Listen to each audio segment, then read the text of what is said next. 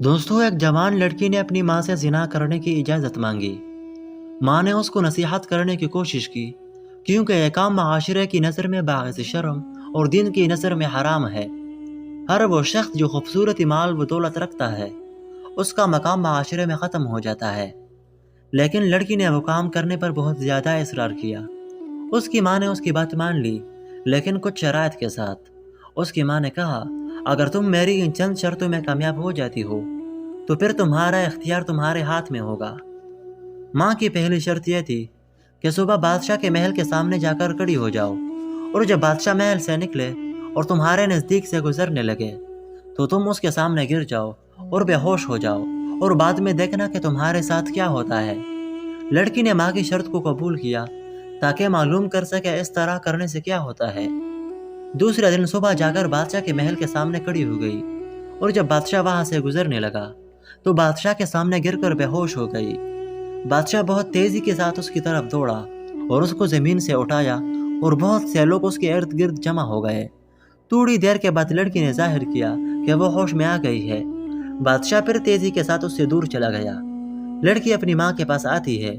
माँ से कहती है कि मैं अपनी पहली शर्त में कामयाब हो गई हूँ, आपकी दूसरी शर्त क्या है? माँ ने कहा कि मेरी दूसरी शर्त यह है कि दोबारा तो उसी जगह जाकर बादशाह के निकलने के वक्त उसी काम को दोबारा तकरार करो।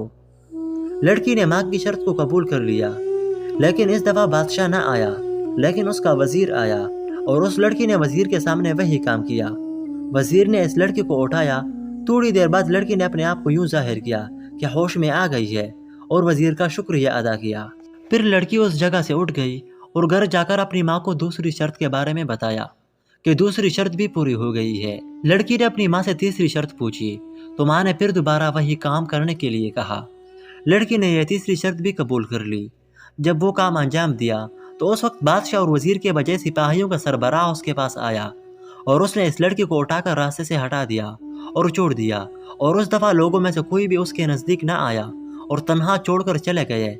लड़की इस दफा माँ के पास बड़ी बेदिली और परेशान होकर गई और कहा कि और कोई इम्तिहान बाकी है। माँ ने कहा, अभी और इम्तिहान भी बाकी है, कल दोबारा जाओ, फिर उस काम को दोबारा तकरार करो, और उस काम के नतीजे को मेरे पास आकर बयान करना। कल ये तुम्हारा आखिरी इम्तिहान होगा। लड़की फिर गई और उस काम को दोबारा तकरार किया, और फिर रोती हुई और परेशान हालत में घर आई और माँ से कहा कि इस दफ़ा मेरा इम्तिहान बहुत सख्त था। लड़की ने कहा, इस दफ़ा ना मुझे किसी ने उठाया और ना ही कोई मेरे करीब आया, बल्कि कुछ ने मेरे मजाक उड़ाया, और कुछ लोगों ने मेरे बारे में गलत बातें की, और कुछ लोगों ने पैरों के साथ मुझे मारकर दूर किया। उसकी समझदार माँ ने कहा, ए मेरी बेटी, जिना करने का अंजाम भी इसी तरह से होता है। शुरू में मालदार और बड़े लोग इसी तरह से नजदीक आते हैं और फिर अपने से दूर कर देते हैं और नफरत करते हैं, यहाँ तक के मजाक भी उड़ाते हैं, और फिर इंसान की इज्जत कभी लौट कर वापिस नहीं आती। यहाँ तक के माशरे के घटिया तरीन लोग भी तेरा मजाक उड़ाएंगे। इसके बावजूद भी मेरी बेटी, क्या तू जिना करना चाहती हो?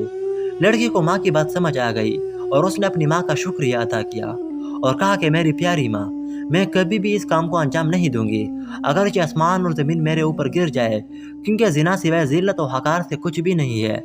अगर आपको हमारी ये वीडियो पसंद आए तो वीडियो को लाइक करें, शेयर करें और हमारे चैनल को सब्सक्राइब करें। शुक्रिया। खुदा हाफिज़।